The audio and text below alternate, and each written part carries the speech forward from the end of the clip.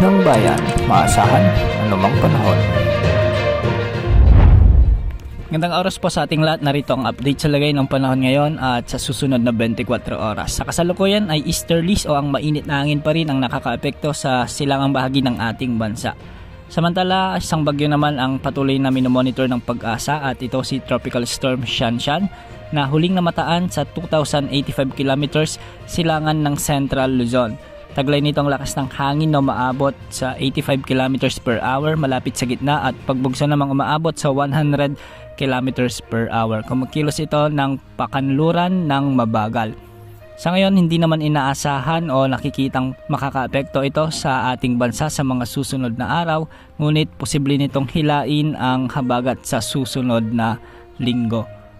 Para naman sa lagay ng panahon sa ating bansa, dahil nga sa umiiral na easterlies, asahan ang maulap na kalangitan at may mga kalakala na pag-ulan sa silangang bahagi ng Luzon, particular sa may Cagayan Valley, ilang bahagi ng Bicol Region, Eastern Visayas, Caraga at ilang bahagi ng Davao Region. Samantala, localized thunderstorms naman ang iiral o magpapaulan sa Metro Manila at ilang bahagi ng ating bansa.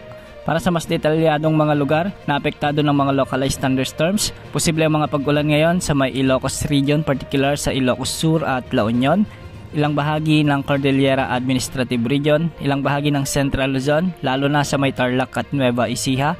Posible rin ang mga pag-ulan sa bahagi ng Zambales, Pampanga at Bulacan. May mga pag-ulan din sa may Mimaropa at ilang bahagi ng Calabarzon.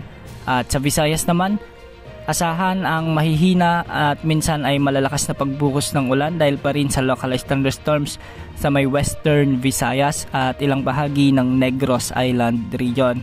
Ganitong panahon rin ang aasahan sa may Cebu Province at Bohol. At sa Mindanao, asahan din ang ganitong panahon dahil pa rin sa localized thunderstorms sa may Zamboanga Peninsula, Sulu Archipelago, ilang bahagi ng Sorsogon at Bangsamoro Region at Northern Mindanao.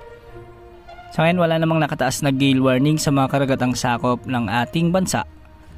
At bukas, asahan pa rin na patuloy na iiral ang easterlies, kaya asahan ang maalinsangang panahon, ngunit posible ang mga pag-ulan at kalat-kalat na pagbuhos ng malalakas na ulan, lalo na pagsapit ng hapon at gabi dulot ng mga localized thunderstorms. Yan ang update sa lagay ng panahon.